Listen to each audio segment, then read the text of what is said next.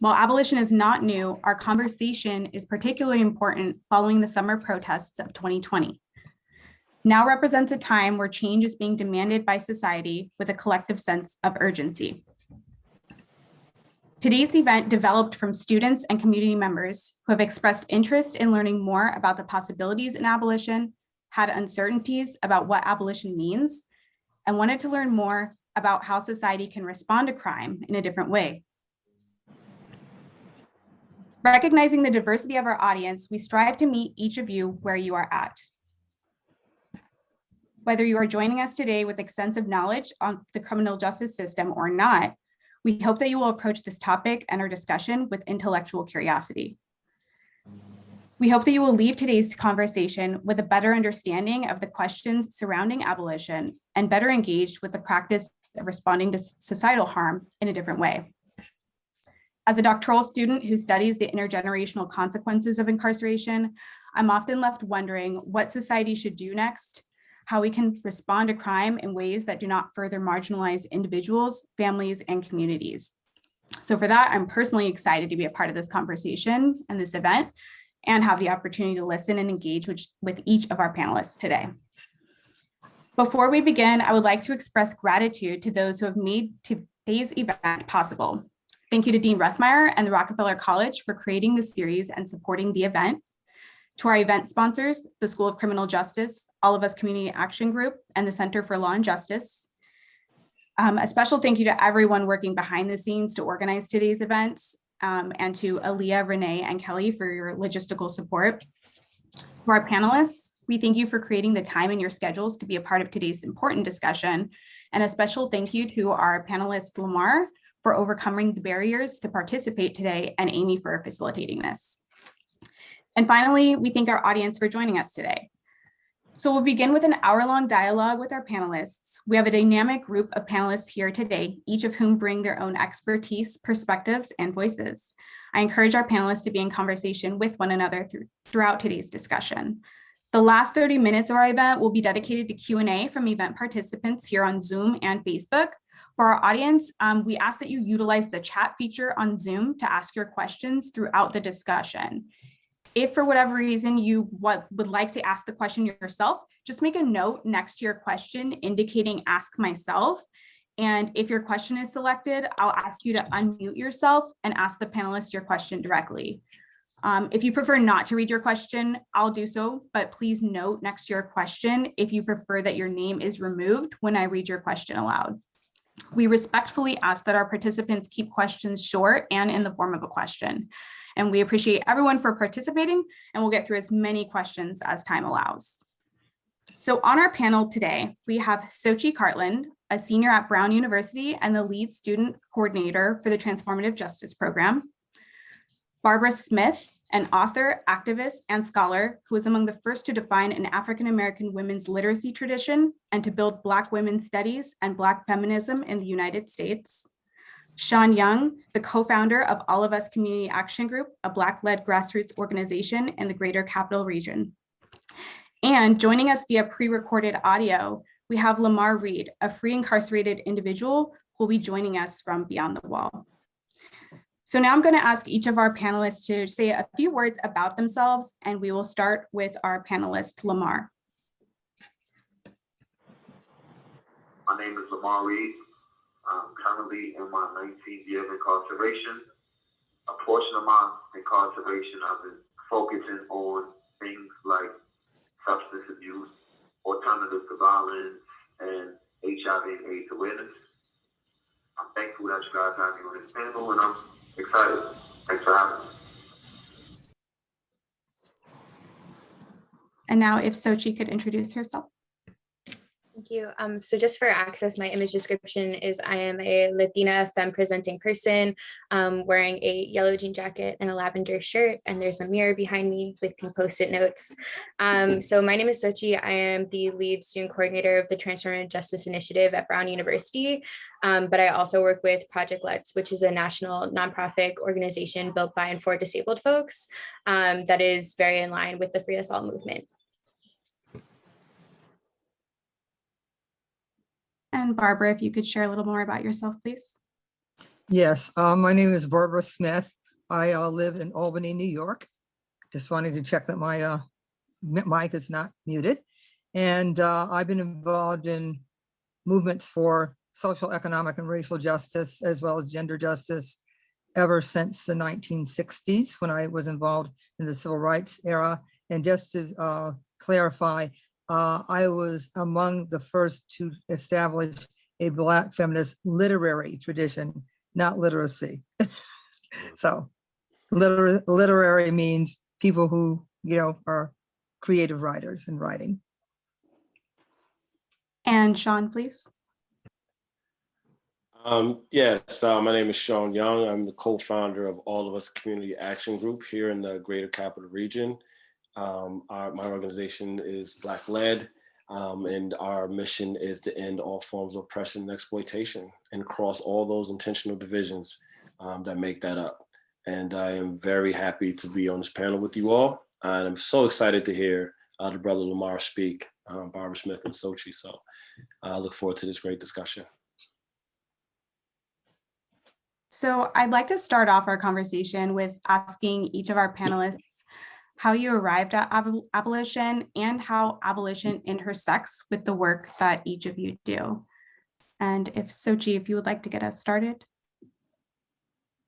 Yeah, so I am from the DMV, and growing up, I saw my communities being incredibly over-policed, and like we didn't have words to talk about that. Like my high school had, my home high school had more security than the Providence airport, just between school resource officers and metal detectors, and that was just normal. And then I went to college, and I realized that wasn't normal for everybody. And when I was at Brown, my freshman year, I was sexually assaulted, and then later psychiatrically incarcerated. I was forcibly hospitalized. And so I just thought, this cannot be it. Like, this is not what healing looks like. This is not what safety looks like. This just can't be what we have to offer people. And I think I was feeling like really devastated by this feeling like these were the options that were given to me, and all of them were harmful and all of them were violent. And so I really came into abolition through like my lived experience and through just an understanding. I see abolition to be the other option, right? Outside of the carceral system, outside of the mental health industrial complex, like outside of all of the systems that are really there to keep us oppressed, are there to prevent our liberation, our collective care. Abolition is the way out of that. And so I joined Project Lex, which is this phenomenal nonprofit that I've talked about, that was basically started by Stephanie Kaufman, who is a disabled mad queer person who had also been psychiatrically incarcerated, and was like, we are going to create other systems for us. We have been through the system. It is violent. It is not acceptable. And also it's like disproportionately harming people of color, queer folks, trans folks, houseless folks, poor folks, and like, we can do better. And so that's kind of how then I got into transformative justice, which is a political framework of understanding rooted in abolition, as well as just a way of being in relationship with folks, and was lucky enough to be part of the transformative justice program at Brown, where now the bulk of the work that I do is with survivors of gender-based violence, and we engage in these community-based processes called community accountability processes for folks who have perpetuated harm, which is the goal of which, right, is to support folks in acknowledging why what they did was harmful and preventing them from causing that harm again, but then also changing the conditions that allowed the harm to happen in that community. So that's just a little overview of the work that I do. Yeah, thank you for sharing.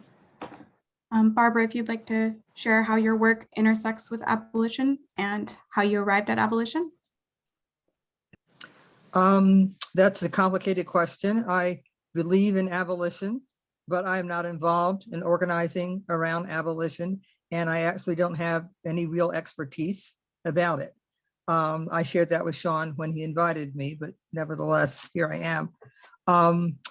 I think that abolition is really important now because of its practical implications for how we move forward in the situation that we find ourselves in, which is living under racial capitalism, white supremacy. I think that an abolitionist perspective and also an abolitionist agenda to think and figure out other ways of dealing with the absolutely usual and expected conflicts that humans have with each other.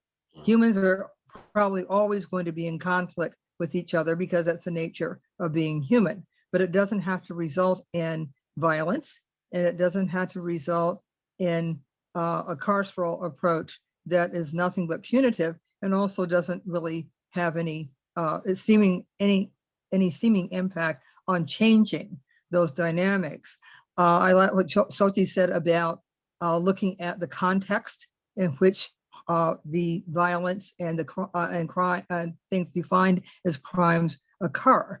And I think until we have a just society, particularly an economically just society, but also a racially just society, a society that is not patriarchal and that is not homophobic and transphobic, until we have that kind of society, we're going to continue to have that level of conflict. So really my question is, can you have abolition under capitalism?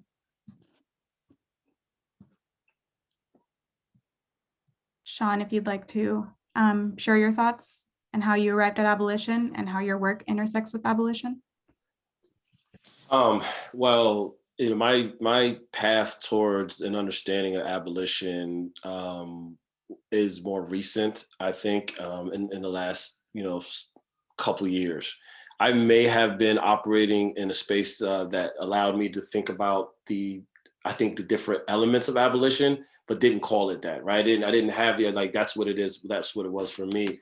More recently, in like reading Dr. Ruth Wilson Gilmore and Marian Kaba and others, and thinking about what abolition is, I became more and more attracted to it.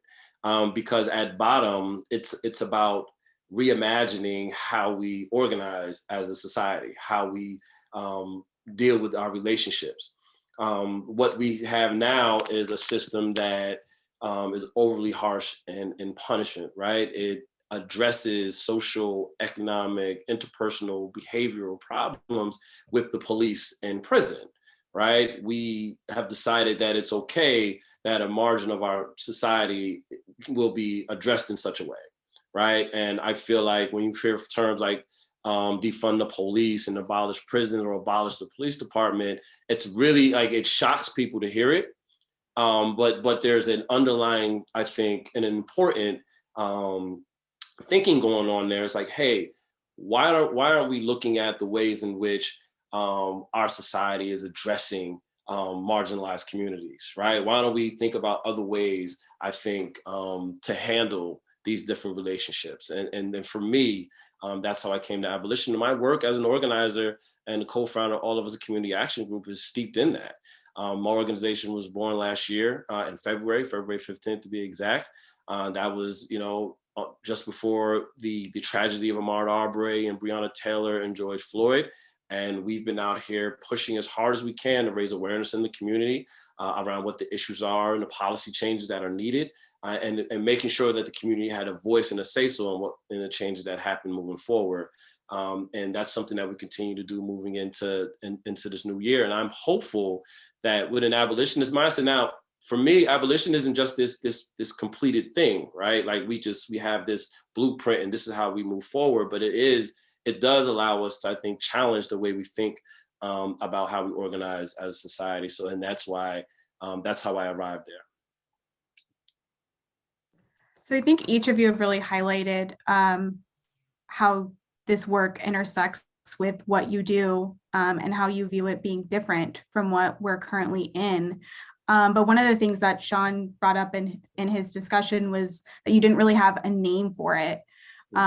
So what exactly does abolition mean to each of you? Because I think that there is a lot of confusion with individuals on, okay, what actually is abolition? And maybe if you could just provide some insight on what abolition means to you. And Sean, I'd like to start with you. I mean, abolition, I guess I could say, is about balancing the scales. It's about it's not just about the police and prisons for me. It's about education funding. It's about housing. This is about all the different like pillars of inequities that need to be addressed in order for us to be a more wholesome society, right? When you think of public health, like public health is being able to address the community's entire well-being, right? It's addressing, like I said, the substance abuse issues that come up, the mental health issues that come up, the interpersonal issues, the economic, the housing, and so on and so on and so on. It's about looking at that and understanding the history of like how we got to this place, right? So economic disparities didn't happen by chance, right? We could have done as a society many different things, but we did what we did for a particular reason. It's like looking at how we got here and figuring out how we can do better, right? I feel like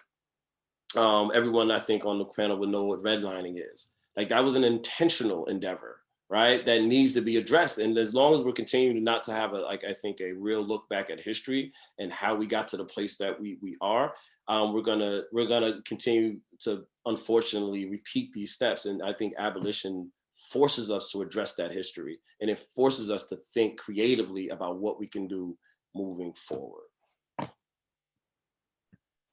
Absolutely. Sochi, what does abolition mean to you? Yeah, I think about if the point of the carceral system is to dispose of people, right, is to keep them in whatever like social order that like the United States has deemed appropriate, right? Whether that's white supremacy, whether that's poverty, whether that's houselessness, whether that's whatever it is. I see abolition as being able to meet people in their humanity and say, I will stand with you in that. Like, I really see abolition as like not just the practicals of abolition, right? Which are all about, you know, eradicating police and prisons, ending the foster care system, like ending the mental health industrial complex, like ending gatekeeping around like welfare and social services, like universal basic income, right? Like these are all the practicals of abolition. But abolition is also like a way of being in relationship with people. It's a way of, not disposing of people. It's a way of also just acknowledging that, you know, we all have the capacity to cause harm, and also we all have the capacity to heal. And it's really being able to stand in the messiness of that. I think about I also work for this organization called Spring Up, which is a transformative justice collective.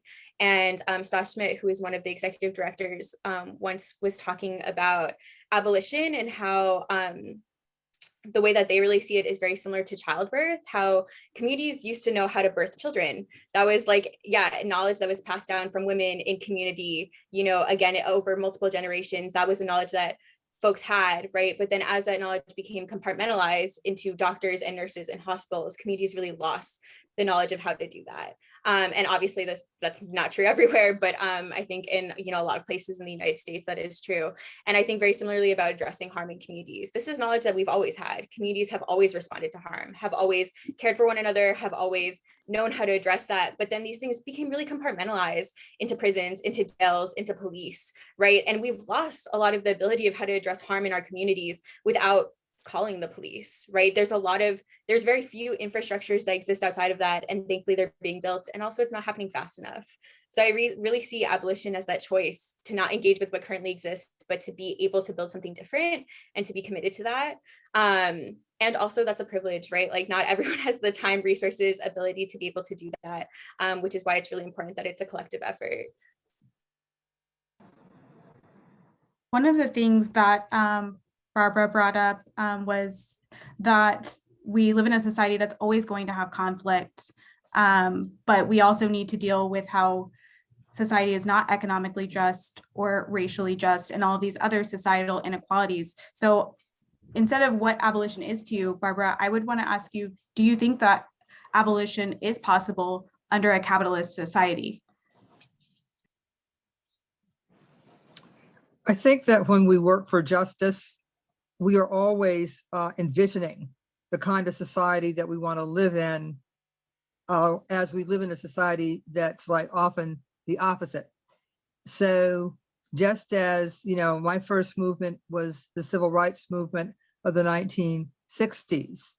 And, you know, like we were working to erase racism, as it would have been called at that time, or prejudice, and also definitely segregation. because segregation was very much a reality during those years in my growing up years. But working on these issues of justice doesn't mean that you're there or that you get there. As I said, it's a vision.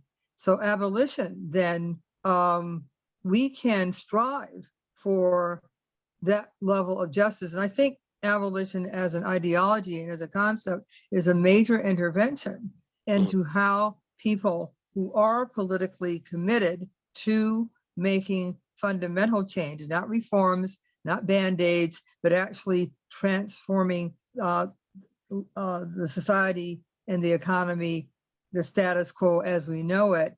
I think the abolitionist thinking is really, really important because it's a big picture view and it's also a very ethical view.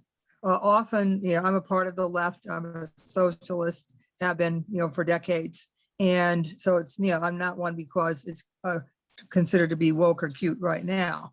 But be that as it may, sometimes, when we have like a really very materialist analysis about what's wrong with the society, that we have deprivation and immiseration and exploitation because of capitalism, we don't always think about, and what would the good life look like?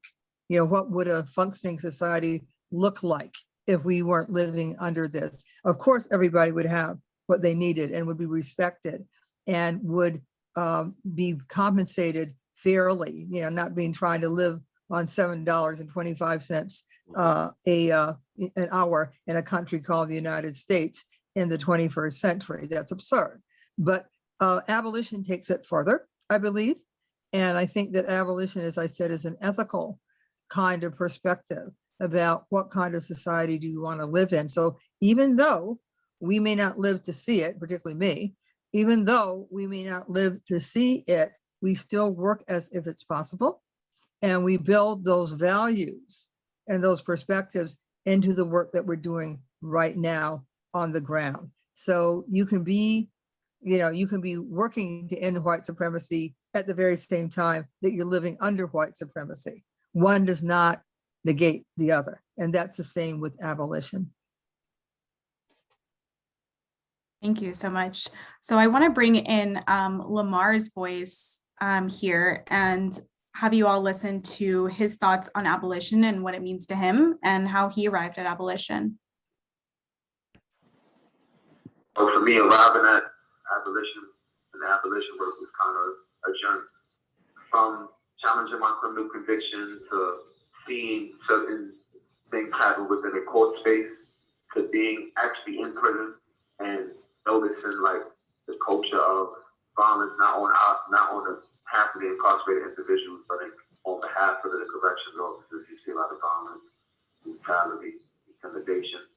So arriving at abolition kind of made sense. It's just that on that journey, I didn't understand what abolition actually meant, but I knew that things that I was experiencing didn't feel right, from the whole criminal court process, on up to my incarceration. So once I began to get into the review about abolition, like the things that I was experiencing, that I felt within my heart of hearts wasn't right, abolition started to make more sense, like crystallize. So after coming in contact with some of these reviews about abolition, I was introduced to the Study and Struggle group, which a segment of it dealt with abolition.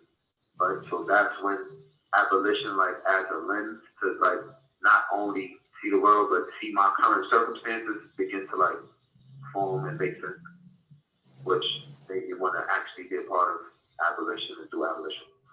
So abolition to me means not only dismantling like police and prisons, but also reimagining how we see harm, crime, and punishment. Right? How I think it personally affects me is obviously I'm affected because I'm an incarcerated individual. So I get firsthand experience of how ineffective the system actually is. From my perspective, it's ineffective.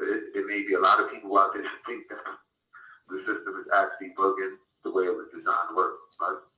So from my position, I see a lot of like traumas go unaddressed, right? And unaddressed traumas normally show up in the recidivism charts, because when a person comes through these walls and don't address those traumas, they just basically drag those traumas back out into society and basically repeat the same offenses over and over.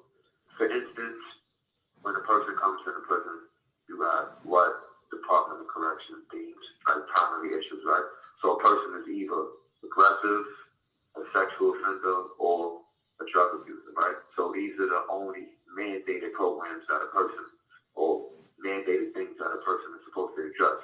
However, those specific things are only thought about in terms of what type of defense a person has, right? But we also know that outside of what a person's actually been accused of, we know that there's other pre-existing traumas such as sexual abuse, right? Some people struggle with gender issues that don't get addressed or don't get addressed the way they should within these walls.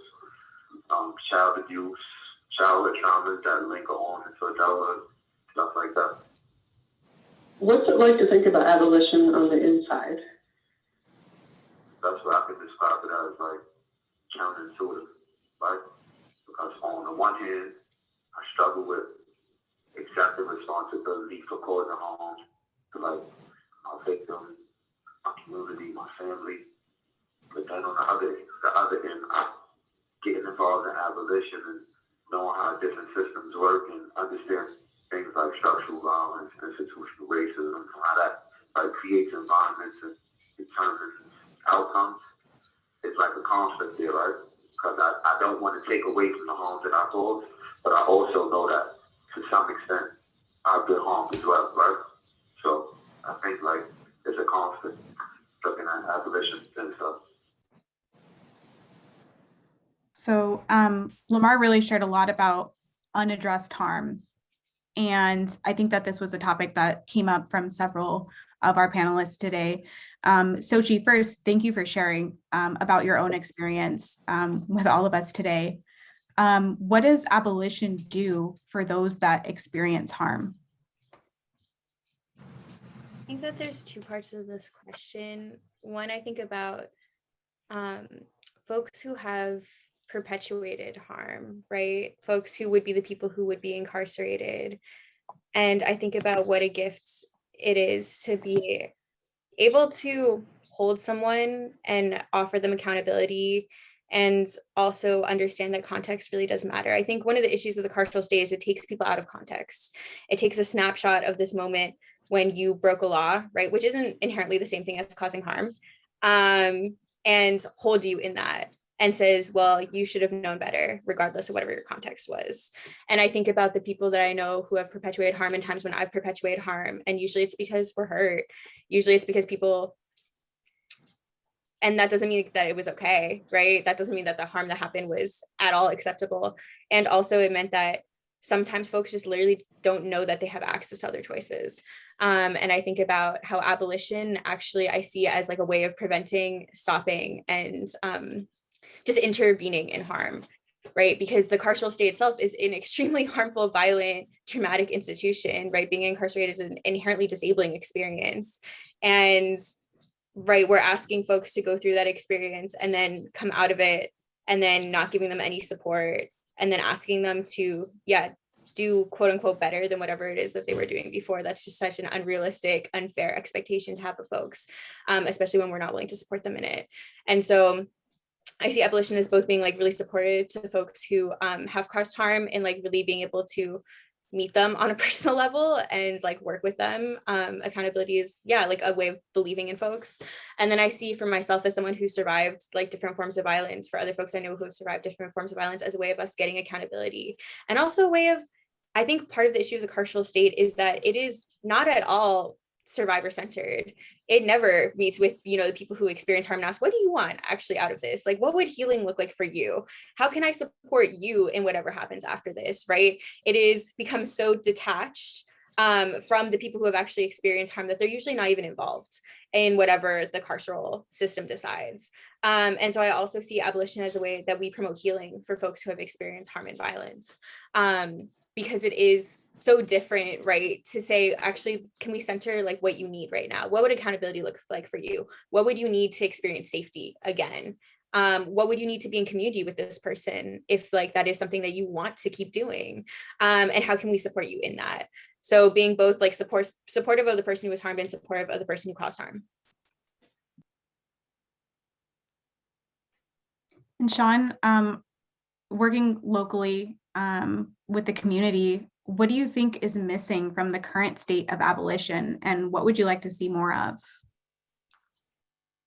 What do I think is missing from the current state of abolition? I guess is a more broader understanding and acceptance that, you know, what we have now is a system that that punishes, right? That seeks more, I think, retribution than anything else, and I think that that's a problem. Like, I mean, the go-to thing is like, hey, I want my pound of flesh, I want my get back for whatever happened to me. That addresses maybe an instinct that we might have as human beings, but it doesn't, I think, impact in a positive way the overall societal health, right? So I feel like Zoshi, you really spoke well to the idea of harm. I will only add to it is that, you know, oftentimes the perpetrator of harm is also been a victim of harm, right? In times gone by. So it's like being able to take a look at the entire context of the situation and not just that snapshot, as you mentioned, Soshi, right? Like being able to look at the entire, like what has impacted this interaction? How did this thing come to be? And then figure out what's the best ways we can address it, because we don't just want to stop the instance of the individual. We don't just want retribution.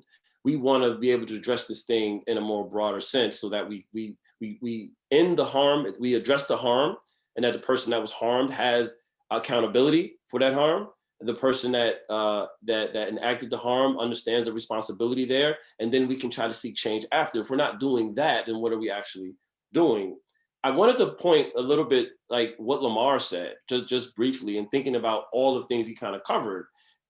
Like this system works, you know, in a very connected way, right? From the police department to the prosecutor's office to the public defender to the judge to the jails and the prisons. Like everyone is kind of in lockstep with understanding this idea of punishment and retribution, and it's become more and more accepted, I think, there than maybe in other spaces, but then that has an actual effect on our society. And I would say that if you're thinking about what's needed more in abolition, it's a diminishment of that system itself and a much deeper and broader understanding of different ways to address harm in our community. Lamar talked about all the ways people show up in the system, right? All the issues that they bring with them that are never actually addressed there, right? They categorize you in maybe these three different, you know, things, and then they say they make you fit into one of them, and then say like this is the treatment that you need. That I mean I can tell you that none of that stuff works in a way that it purports itself to do, right? It doesn't, and oftentimes folks leave prison more traumatized than when they came in, and then they're in a situation where they're a convicted felon returning back to society only to face even more harsher circumstances than when they left, right? A person might have went to prison for whatever happened. Now they're even in a worse situation to get out, and they don't have any support, and then you expect them to do what? The reason why the recidivism rate is so high in part is because of complete lack of support and this idea that these folks are now in a box of a friend of mine's, Rodney Spivey, calls the category of the irredeemables, right? They are no longer acceptable people, no longer accepted human beings, and therefore they can be discarded and disposed of so easily. Now, that's for prisoners, but it isn't just for prisoners. It's for all marginalized groups in some senses, right? And in my understanding. So what's needed, I think, is once again, is a much deeper and broader understanding of what the current system is and does, and what the possible changes are moving forward with ideas like abolition. And Barbara, what do you think is missing from abolition right now? I know you already highlighted the idea that more people need to have this way of thinking and that it could start there. But what do you think is actually missing from abolition? I'm not speaking with any actual knowledge because it's not a movement I'm a part of actively. So for me to presume to say what's missing, I'll just say what I would like to see as opposed to what's missing. I think it's really important to have a feminist perspective, which has been indeed expressed during our conversation already. I think that it's not an accident that the leading thinkers and organizers in relationship to abolition are women. Women, people who identify as women, and not to be narrow around gender identity, but be that as it may, I'm thinking about Angela Davis and Ruth Wilson Gilmore and Mariama Kaba, Joy James.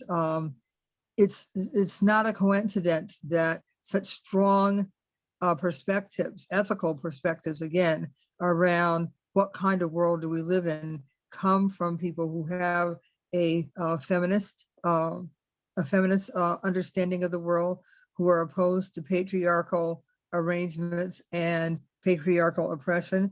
There's an organization which I'm sure all of you know about, Insight, which is an abolitionist feminist organization, women of color organization that I guess is 20 years old as of last year. And I was actually on the board of Insight in the early 2000s, not for a very long time because I was also a part of the Albany Common Council by that time and just couldn't accommodate the extra travel and everything that was involved. But it was really wonderful to be involved and to be asked to be involved with Insight during those pretty early years. And as I said, it's not an accident that people have a pro-feminist perspective, have brought abolition really to the fore. So I would really like to see that uplifted because we replicate negative kinds of ways of treating people and being with each other. We replicate them because we were formed by a messed up society, no matter how hard we try. And I think that it's really important to make sure that the leadership of women and femmes, including trans women, is where it needs to be, is centered, because really that I see that's who has given us abolitionism, at least this phase of it, because there was an abolitionist movement in the 19th century. It was to abolish enslavement. And there are connections between those historical moments. Thank you so much. So I want to also loop in here Lamar's voice again, so that we can hear more of his thoughts. Do you have a lot of conversations about abolition on the inside? And if so, what are those like? First thing I'll say, yeah, we have conversations about these things and yeah, they're interesting, right? So every time these conversations come up, basically I'm left like struggling with two questions because these questions that I get often. So once people start trying to wrap their minds around the idea of like no more of these capsule-like structures before prisons, right? The first thing a person may say is, so you're telling me that you would mind like a rapist being free around your kids, right?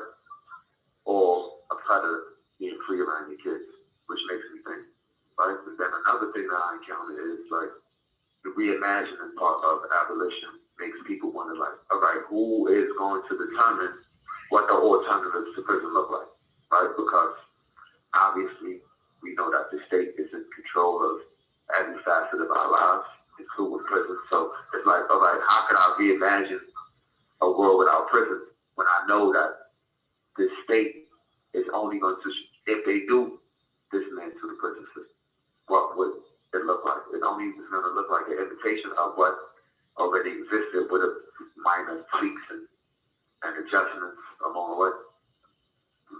One of the interesting responses for me was trying to explain that, all right, we understand the current system that we have, right? And we understand that current system not to be working.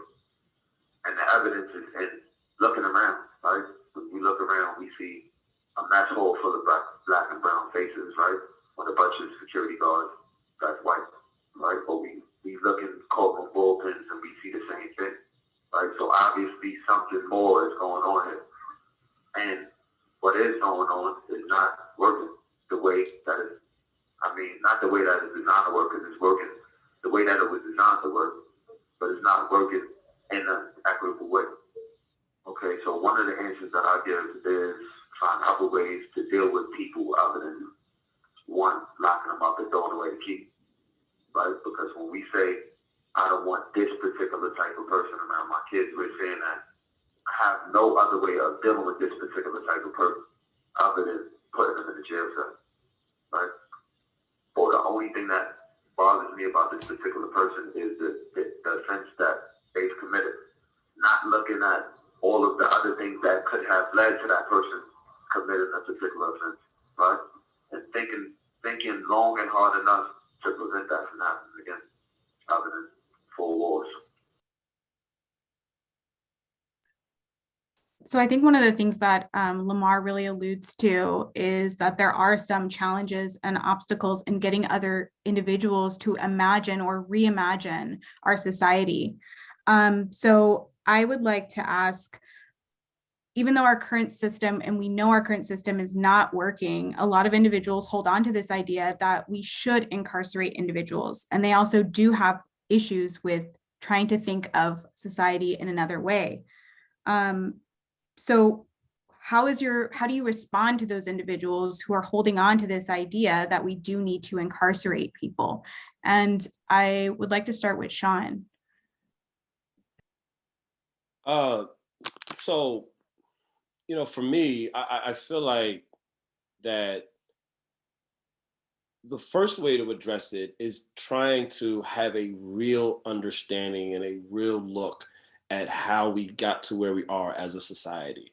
Like looking not at what the propaganda tells us how we got here, right? With the cowboys and Indian version of what our history was, and this kind of very sanitized version of history is the way I would call it, or whitewashed version of history. It's actually looking at how we got here and what the impacts of what we've done as a society has had on so many people. It's taking a real look. So, and it's a difficult thing because you're talking about what our children are being taught in grade school, through high school and college even, and what society has been telling them through all sorts of media outlets about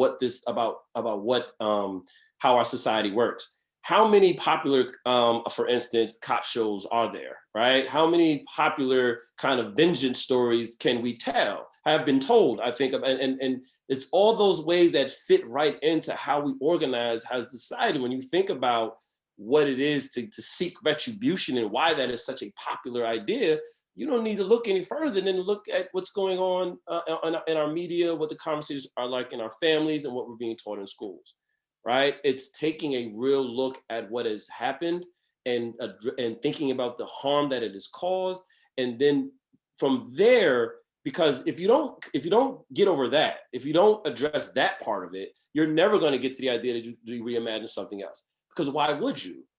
We've been socialized for so long to think and behave in a particular way. And no matter how many times I say this is wrong, this is wrong, this is wrong, if I'm not addressing the root cause of it, then and that is a lot of the way we tell our stories about ourselves, the way history is told, the way these interactions are talked about, the dehumanizing language when we're talking about folks that are incarcerated as being convicts or felons and not human beings, right? When we're talking about folks that are incarcerated and behind the wall as being, an inmate, etc., and not understanding or realizing that is our community that's there, right? That's our community that's incarcerated for whatever crime that was committed in a system that I think created all these different conditions and circumstances that made those behaviors more likely than not, right? So I feel like addressing that is the first step. Addressing that is the first step, and thinking about for instance, even our economic system, capitalism. Like capitalism requires inequality, right? Capitalism requires inequality. Racism enshrines it. That's a quote that I got from, that I really believe in, from Dr. Ruth Wilson Gilmore, right? This idea that there's this permanent underclass or people that are deserving of all these different things that's told through this mythology of race is something that's perpetuated throughout all of our systems. And I think that having a real conversation, a real discussion, and forcing folks to challenge themselves, right? Challenge themselves, challenge what they've been taught. Ask questions, as many questions as you can, right? To figure out why, why we are the way we are, how we got to this place, and the importance of change. Because if you look at the harm that's being caused, I don't think there's very many human beings that would turn away from that and say there's nothing that should be done, right? So for me, I think that's a part of hurdling these obstacles to getting to a place where we can actually, the more of us think about abolition and think about a society that organized a little bit differently. So those are kind of my thoughts on that.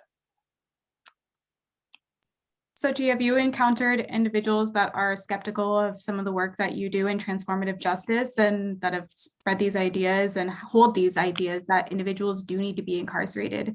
And if you've encountered this, how do you respond? Yeah, I encounter this all the time, specifically because I work with people who commit sexual assault. And I think a couple of things. One is I think that there's this myth about who is incarcerated, right? Where people talk a lot about, oh, the people incarcerated deserve to be there. They are rapists, they are drug dealers, they are people who are causing harm to our communities. And overwhelmingly, the people who are incarcerated are poor, Black, Indigenous people of color. Overwhelmingly, people are incarcerated for things like too many unpaid parking tickets and then not appearing at court. Overwhelmingly, people are incarcerated for, theft that is a function of poverty, right? Overwhelmingly, people are incarcerated for just being in the wrong place at the wrong time with the wrong police officer. And so I think we also need to be really critical of who is actually incarcerated, right? Are these the people that we think we want to incarcerate? I think the other thing is, I don't know. I just feel as someone who is disabled and mentally ill, like a lot of this conversation also talks about like dangerous mentally ill people. And I think about what is, people's desire to create this like us and them kind of dichotomy of like, oh, they're those people and they are dangerous. And I think as someone who is manic, as someone who has experienced hallucinations, as someone who has experienced everything that, someone would incarcerate them for. And I think about how more than anything, I am someone who has experienced a lot of trauma, and that was actually a very normal reaction to what was happening to me. And I think that this urge to separate ourselves from people who are in crisis is just a fundamentally wrong one, right? Because it's a function of resource. I also think, this whole discussion around mass shootings and how like mentally ill folks cause mass shootings is also a narrative that was written to excuse white men, which is like very interesting. Like if we look at the common denominators of mass shooters, it's not actually that they're mentally ill, since many psychiatrists have spoken up about how that diagnosis has been given after the fact, after they've caused, whatever harm that they've caused, as a way to, as like a judicial measure to excuse them of harm. And actually, the overwhelming common denominator is most of these men actually really engage in misogyny and write manifestos about how much they hate women, right? And so if we're like looking at how are we going to stop dangerous mass shootings, right, we actually have to look at toxic masculinity and heteropatriarchy, right? And that's the core of the issue. So I think also like a lot of this rhetoric really comes from this unawareness around like, what are we actually trying to address and what are we doing? What actually happens when we incarcerate folks? Because, the vast majority of rapists don't go to prison. The vast majority of, shooters don't actually go to prison, right? That's the whole point of stand your ground laws, right? Like the mass majority of people who actually cause violent harm are politicians and police officers and people who exploit workers. And those aren't the people going to prison, right? And those aren't people who, this function serves this function. This system, the entire function of the system is to maintain a socio-political order, right, that has rich, wealthy white men at top and everyone else beneath them. It is a way of upholding capitalism. It is a way of upholding white supremacy. And so when we talk about, what about these other subsection of people that are dangerous, like we're really missing the point of what the criminal legal system actually does. I also think I think just like also as someone who is a survivor of harm and violence, like it's important to say like, it's okay if that's, yeah, when you're harmed, that's what you want. Like I meet with a lot of survivors who talk to me and they're like, I want this person to be incarcerated. And then we talk a little bit more, and what they actually want is they want this person to never cause harm again. Right. And I think about when I was first raped, like I absolutely considered pressing charges. And that was something that I really had to think about. And when it came down to it, it wasn't inherently that I wanted this person to be punished as much as it is like I was scared that was going to happen again. And I was scared that if it happened again, it would be my fault for not doing anything. And I think that we really have to think about what is the goal when we're incarcerating folks. And sometimes it is revenge, right? Sometimes there's an eye for an eye. Like I, want you to hurt exactly the way that I've been hurt, right? And also that's not inherently the most healing way of moving. And even though we can acknowledge it, hold it, grieve for it, we have to be thinking about, okay, what happens after that? I think you've really highlighted also the importance of right now and how individuals are rethinking. And Barbara, you've already really brought up that abolition is not a new concept, right? This began way earlier with slavery, but we're revisiting these conversations, I think, now because of the current climate. So I would like to ask to Barbara, do you think that now is a time where abolition is more achievable than in previous periods, given that people have really lost faith in our legal system, our police, and our government in general? I think that's absolutely the case. I kind of wanted to respond to the last question about what do you say to people who believe that it's important to be able to put people into prison. I would take a logical approach and I would say, so let's look at how successful prisons are in stopping harm and stopping these egregious crimes from continuing to happen. And I don't think that incarceration of the kind that we have, because there are other places like there are European countries where people have much less stringent sentences.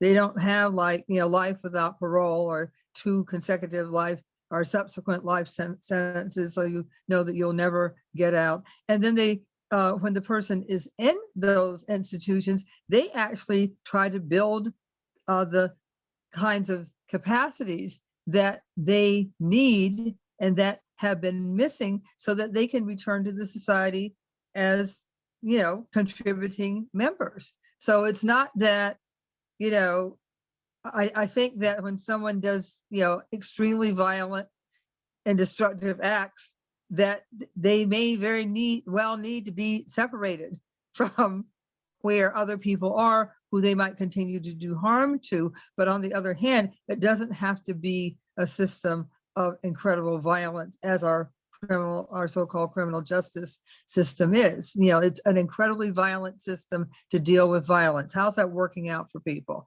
It's not really working out. And then another thing I think to look at is how mass incarceration is a relatively new phenomenon as far as extreme numbers.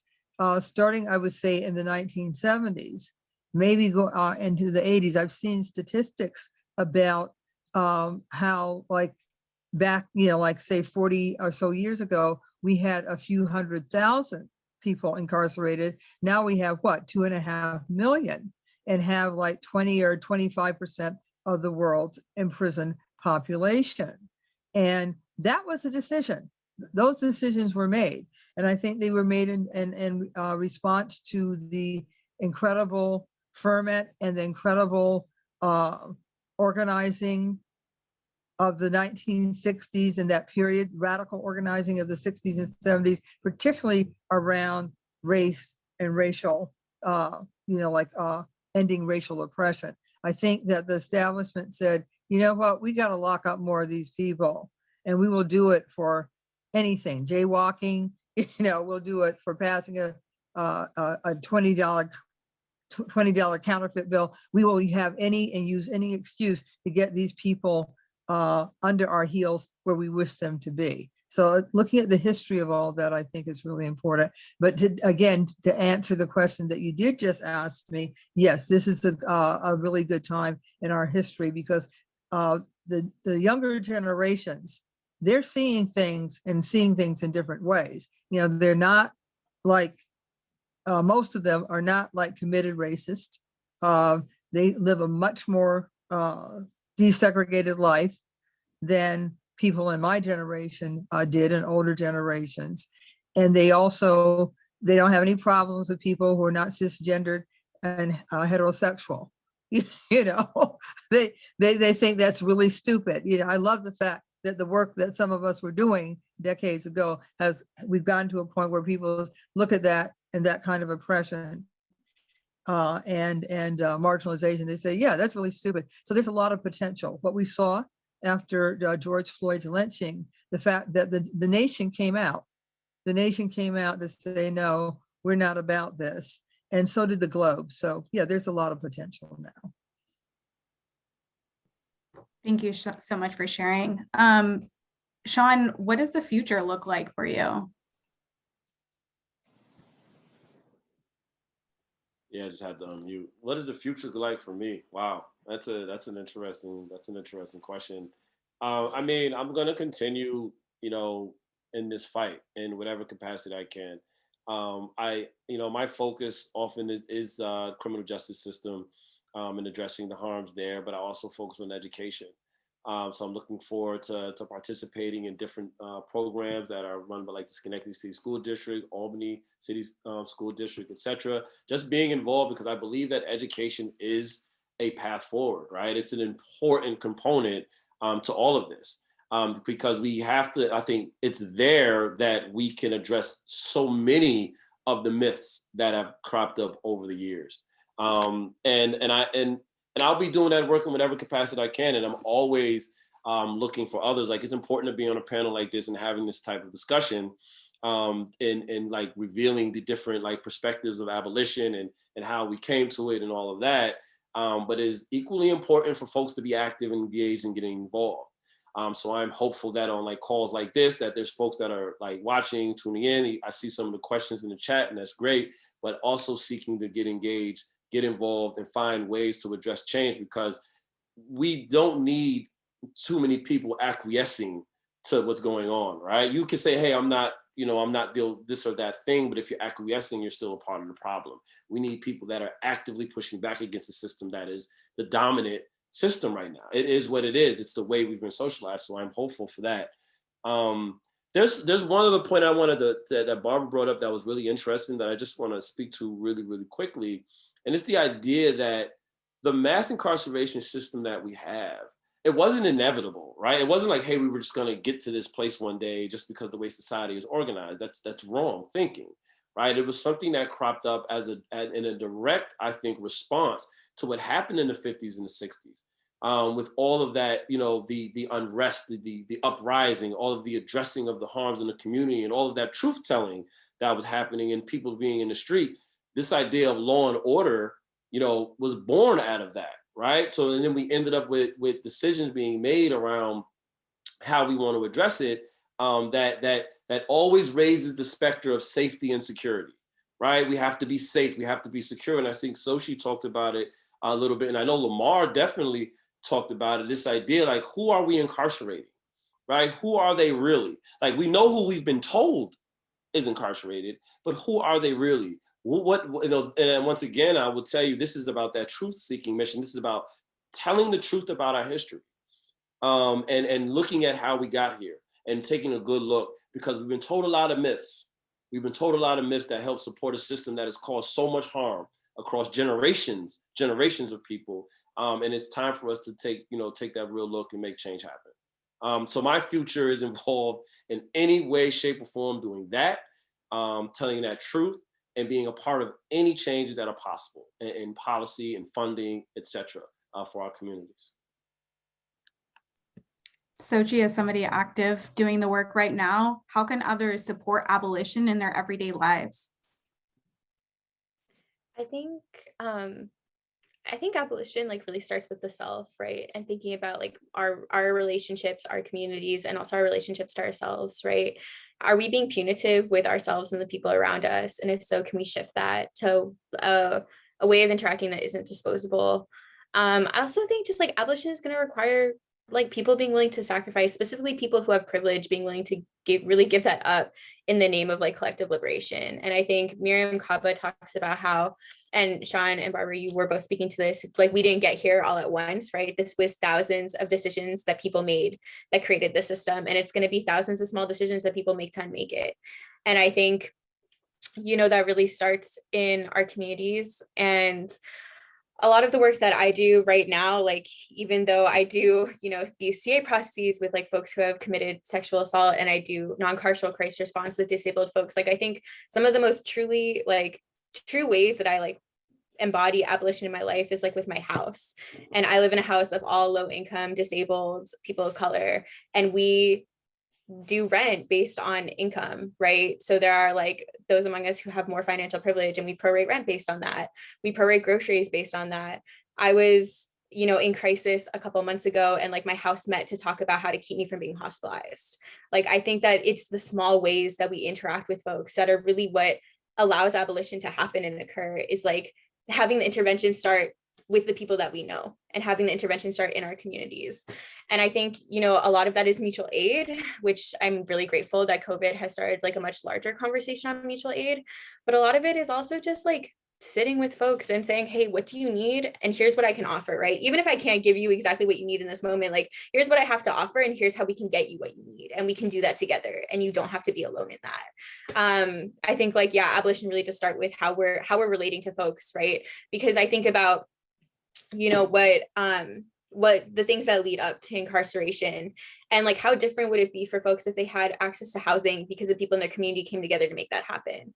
Like, how different would it be for folks if they had some form of financial stability, right? Because their community came together and said, hey, we're not going to allow this. We're not going to allow capitalism to do to you what it's doing to everybody else.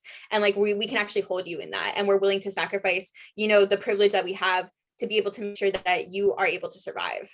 You know, how different would that be? And so there was a question, like comment about college students, and what I would say, and how college students can be a part of that. And I think as a college student, like really sitting with like the privilege of having been able to go to college and have access to an institution that has money, and thinking about like, yeah, being in that point of privilege and that point of access, and like, what does it mean to redistribute that? Whether that means bringing folks in from the community and being to pay them with that money, whether that means like, yeah, really capitalizing on what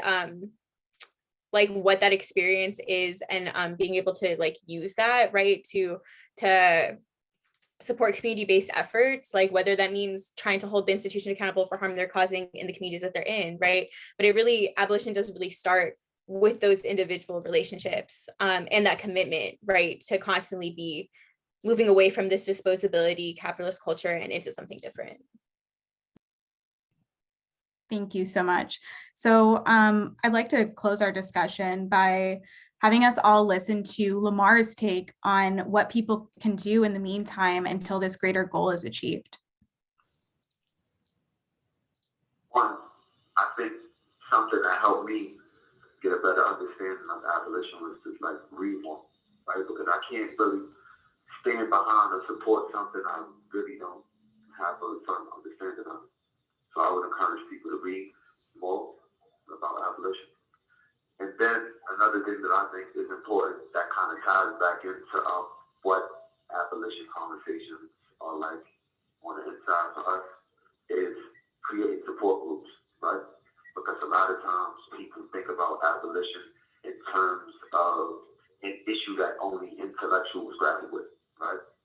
So in the support, in the study and struggle group that I participated in, it was a collective effort of scholars, intellectuals, formerly incarcerated individuals, and having that mixed bag of people to like share ideas with and get ideas from, kind of like made abolition seem more attainable and realistic to me. So definitely creating study groups from inside to outside is definitely an effective way for that people can support abolition in their everyday lives.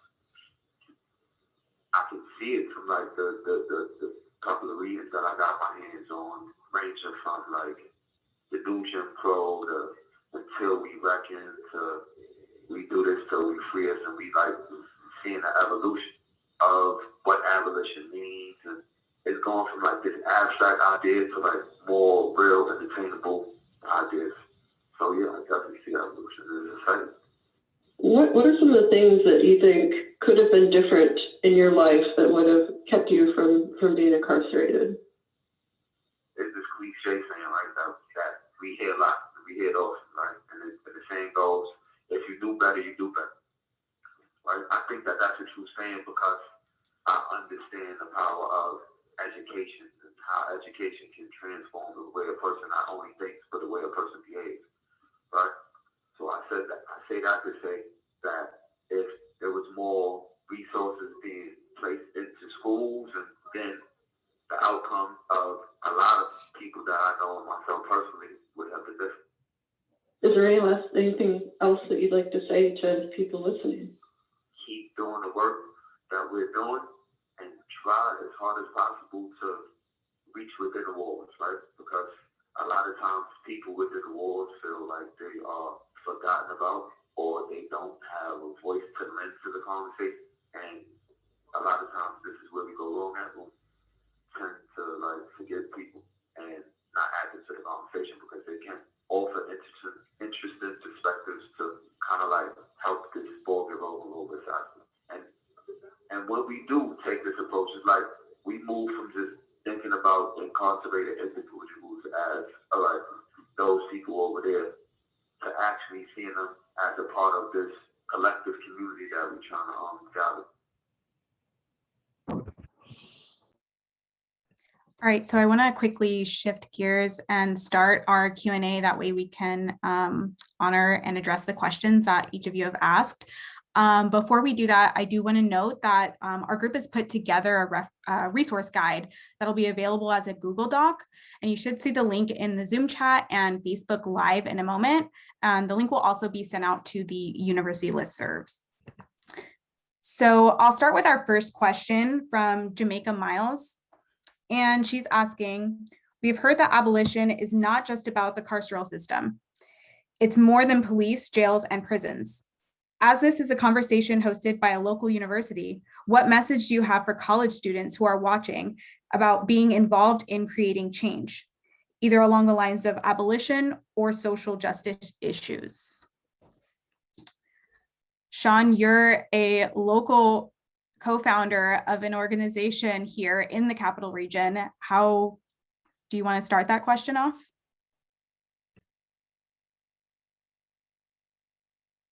Yep, sorry, I was on mute. No, that's an excellent question. What advice do I have for folks that want to get involved, right?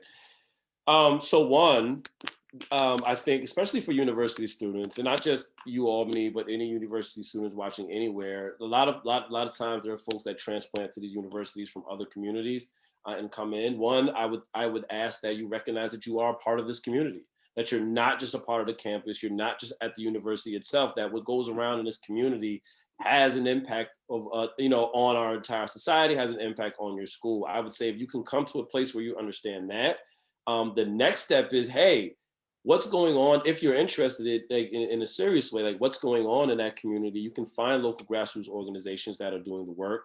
And in every grassroots organization that I know of, like they're all, accepting of folks willing to come in and volunteer, or simply willing to come in to learn or to share their thoughts on what's going on in that society. So those are, like, for me, those are some of the steps for folks to get involved. And at the university itself is find those classes, find those programs that also address that, right? There's classes like, I'm gonna do a shameless plug for Public Seminar on Criminology, which is run by Dr. Haro, which is a really, really excellent class. And there are others at the university and at Brown that you can get involved with that can kind of expand your understanding of the work, what it takes to make change happen, and really like delve into the history of how we got to where we are as a society, so that you can be fully equipped with the tools necessary, I think, to go out there and address those issues. So those are the ways I would say you get involved. And if you want to get involved in all of us, you'll see some of our stuff in the chat. If you're at your local at Albany, you want to do an internship there or just volunteer, there's some work. There'll be some stuff in the chat that you can link to and a part of the resource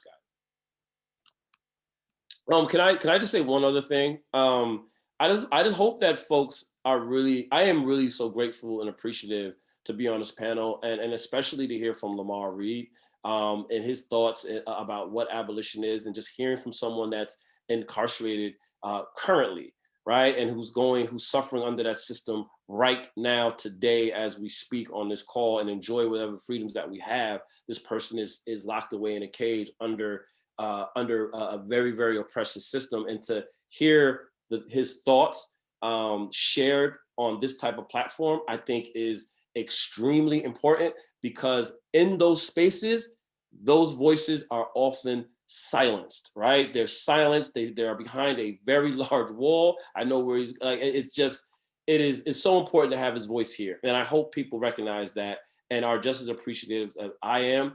And it goes back to what Sochi said, and what I also heard from Lamar, is that we need to understand who we are incarcerated. Who are those people? They are people too. They are human beings with all sorts of potential. And for me, I think that's the point. It's about the human potential that we all have, and it's about making sure that potential has the resources and opportunity for it to be fully realized.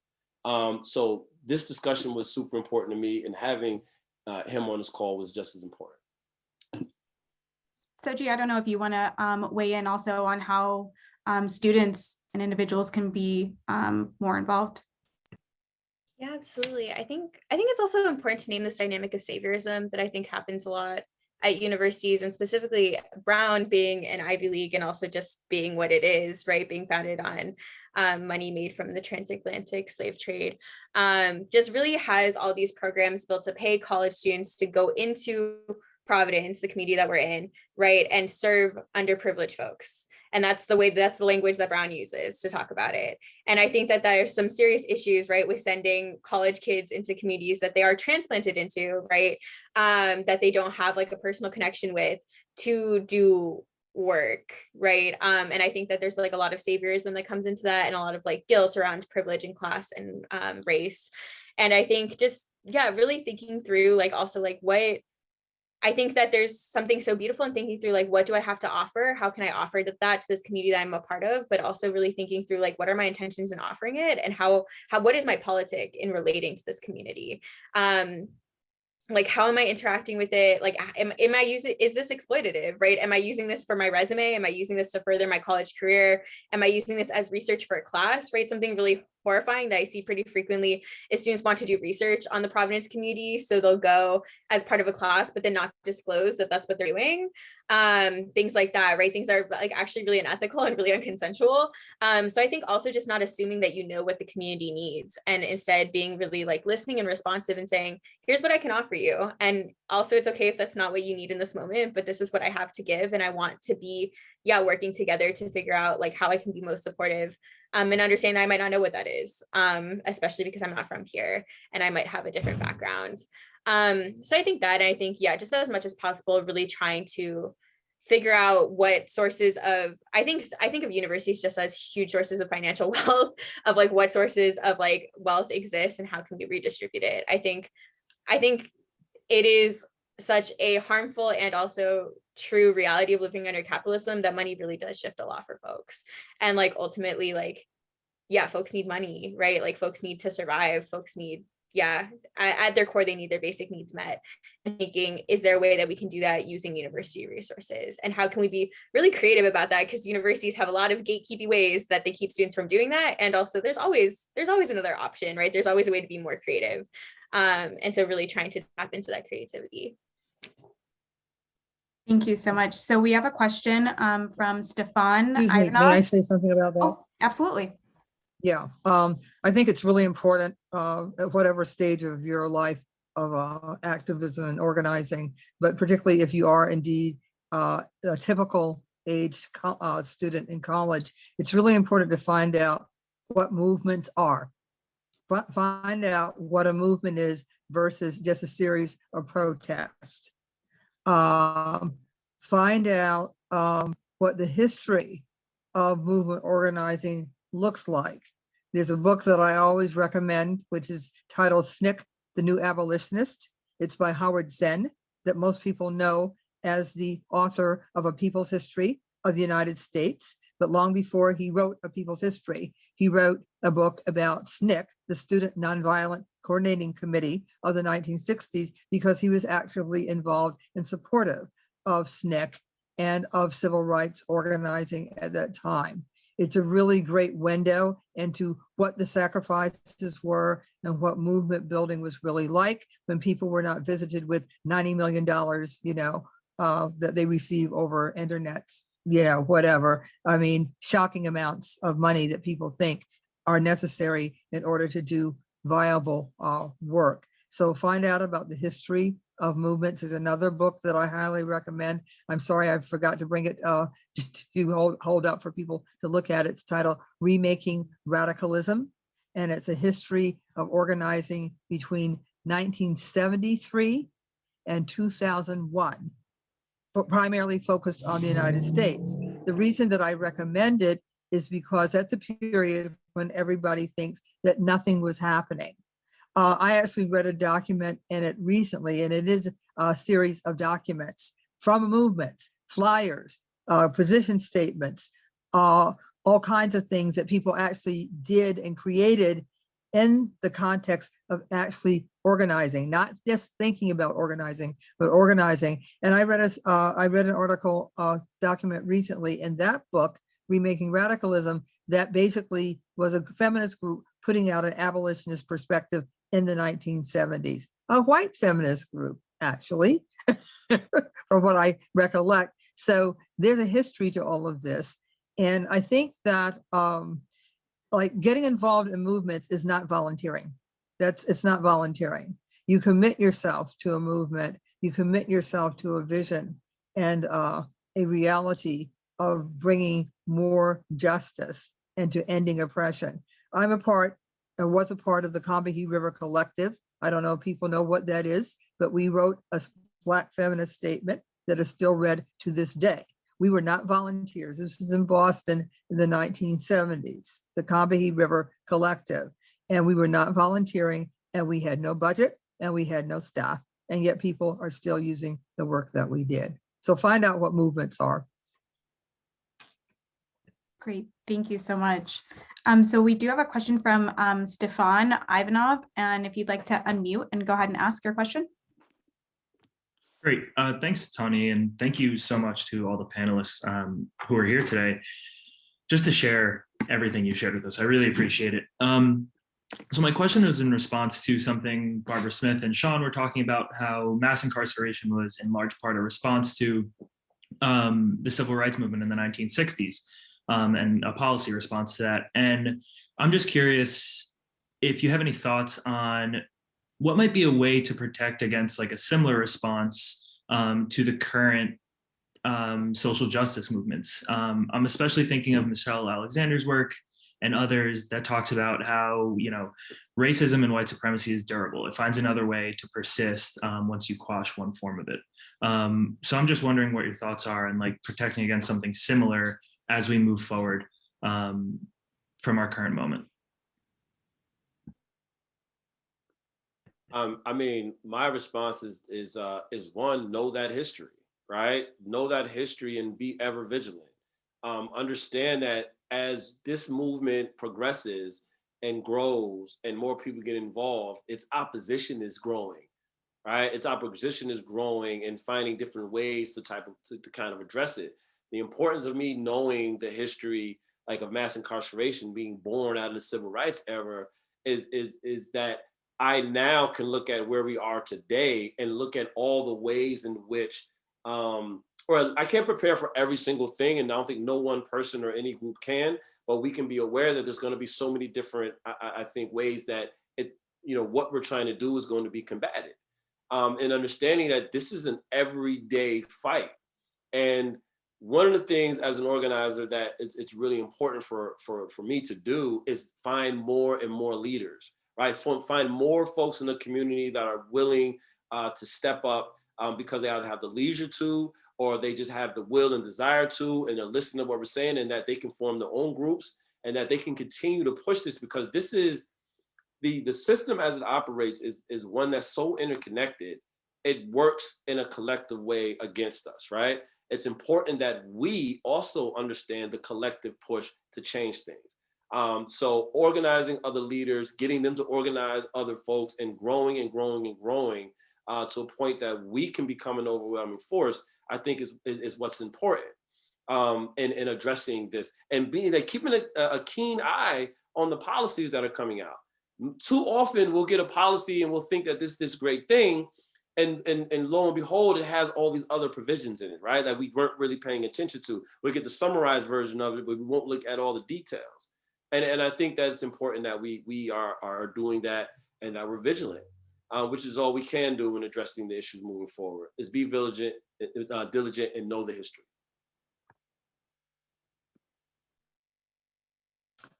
We can't predict what racial capitalism and white supremacy and patriarchy are going to throw at us next.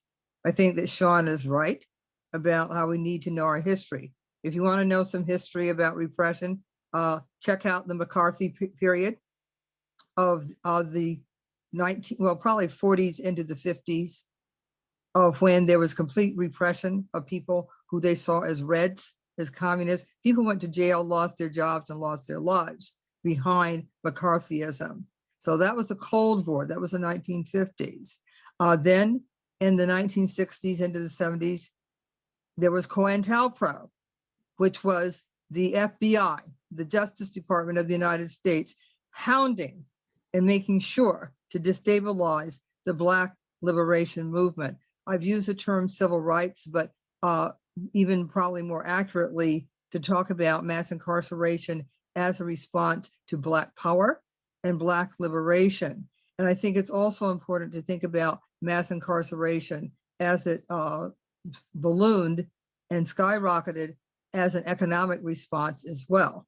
The 1970s ended up being a time of recession. There were recessions, economic recessions during that time. The United States shifted from an industrial economy to a service economy, which made people's economic situations far more tenuous. And as we now know, most people have made no progress economically. I'm talking about individually and as families for a number of decades now. Our economy and our economic situation is stagnant. Even if we are not living in poverty, we're not getting much of anywhere because of how the system is set up. What better thing to do than to put a lot of potential workers into prison so that they're not, a part of that workforce. As I said, there are all kinds of imperatives that have caused incarceration. White supremacy, given the disproportionate number of people of color who are incarcerated, is certainly a high cause or high reason, but we have to look at all of those causes too.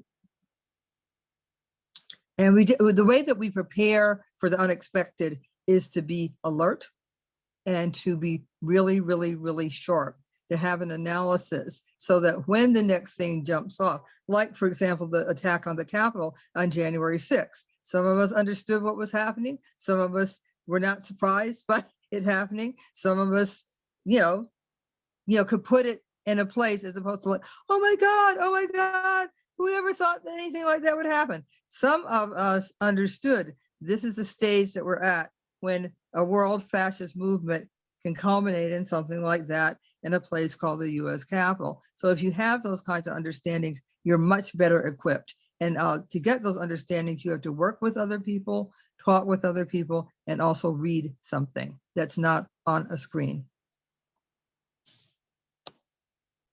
We also have a question from Matt Clow. So he asks, Sean, do you think there is any way other than letting the results speak for themselves that a safer and overall better society would arise from abolition? I'm sorry, is there a better way of, say the question one more time. Yeah, is there any other way other than letting the results speak for themselves that a safer and better society would come out of abolition? That's an interesting way to question that. I mean, I look at it. I look at it like this. We do need to have the results speak for themselves in some senses, but at the same time, I think we can take a practical look at this. it's important to look at what we have, right? It's important to look at what we have today. And I've said this, a few times already. What we have today has caused a lot of harm, and we're not able to address all of the different harms that it's caused over generations. But I think if we take just a brief look at the number of people that we have incarcerated right now. So think about it, we have 2.5 million people that are incarcerated. We have an additional 14, 17, million people on some sort of supervision or parole or something. And then another 70 million people that have some record, right? Like you look, and then if you think about all the ramifications of that, of having a record, of being incarcerated, of being on supervision, in danger of being reincarcerated for some technical violation of this or that thing, like, and all of what that does to a person, what that does to that person, not only just affects that person, it affects that person's family, it affects that person's community. And we look at all the ways the tendrils like spread out from the individual that's been harmed by the way the system is structured and how that seeps into our community and has an impact. And we look there, like those results are right in front of us today, right? So if we're thinking about, abolition and this different mindset and we're trying to redress that, right? Trying to make sure that, that those things aren't happening and taking another look at it. I mean, that's another way, I think, of understanding the change that's needed, and in thinking of abolition or any other way that you want to any other way that you want to call it. That would be my response to that. I hope I answered that question well. It was kind of, the way it was phrased was a little bit different, a little sticky. So I have a question from Dean Buck, and this is for Barbara. So he asks, prisoners in Denmark wear their own clothes, cook their own meals, and have private family visits. At these open prisons, there are no barbed wire fences, solid walls with gun towers, or secure perimeters. And Dean asks, Barbara, how closely do prisons in Denmark match your vision of abolition? Thank you for that question. That was a kind of system that I was alluding to when I said that in some European countries. But having been to Denmark, one of the things about those countries, and that one in particular, is that it is almost completely homogeneous. I'm not saying that there are no people of color there, but because of our history of genocide of the indigenous people and of chattel slavery, we have a different base of social understanding and of social and economic and political relationships. So it's not surprising that a country that has been so homogeneous for millennia, probably not just for centuries, but for millennia, that they would look at everybody who's involved and who might be incarcerated or might be committing, antisocial acts, and they say, well, those are people like us. I know people like that. They don't have, please let me know, is there who are the scapegoats in Danish society?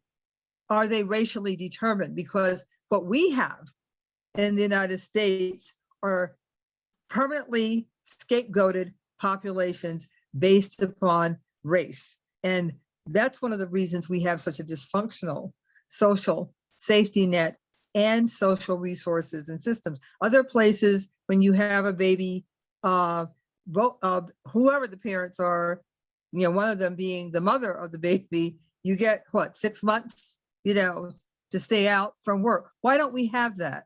Because of the fact that when you live in a racialized society, there's a mentality of like, we don't want those people to get that. So even if it means that we don't get it either, they're okay with that. So as I said, to compare a homogeneous society like that of Denmark are primarily homogeneous. I'm not saying that there are no people of color there, because after World War II, things did change because people from the colonies of these European countries began to go back to the so-called mother countries. But as I said, it's a much different society and has a much different history than our country does. And you see the results. It sounds like their system to try to help people who have inflicted harm in the society is one that could work. Thank you so much. And then Sochi, if you had anything that you wanted to add briefly to, if this matches your vision of abolition, we'll go ahead and close there. Sure. I think Barbara really spoke on it, but I think the biggest thing being like, okay, and this is also still a form of like confinement, right? Even if it's open air, even if there's like, you know, visits, even if people are allowed to wear their own clothes, etc. It's like, who are we confining and why? And I guess that's my ultimate question about like the system that we have, right? Is like, who are we confining and why are we confining them? And to what end, right? Like, is there a plan for them to then be reintegrated into, you know, society with support? Is there a plan for their accountability? Is there a plan for their, you know, to support them and change the conditions that allow them to cause harm? And really thinking through, like, I think part of what is so harmful about the current carceral system that we have right now is how just how intentional it is in harming folks and how unintentional it is in helping them. And like, there is such a degree of carelessness in the current carceral system in incarcerating folks and just leaving them there, and thinking through like how would if these systems are to really be abolitionists in their mindset, then they have to be incredibly intentional in what comes after the confinement. All right, so that's all the time we have, but I would like to extend my gratitude again to each of the panelists here today. I've been personally engaged in this conversation throughout, and it's been a pleasure to serve as the moderator on this discussion. So Sochi, Barbara, Sean, and Lamar, I would like to extend a thank you to each of you. And also thank you to all of those who have joined us through Zoom and Facebook Live today for a really important discussion in an important moment. And Tawnee, you did a beautiful job, Tawnee. Thank you, Barbara. Yes, great job, Tawnee. And thanks everyone for joining. This is really a great discussion.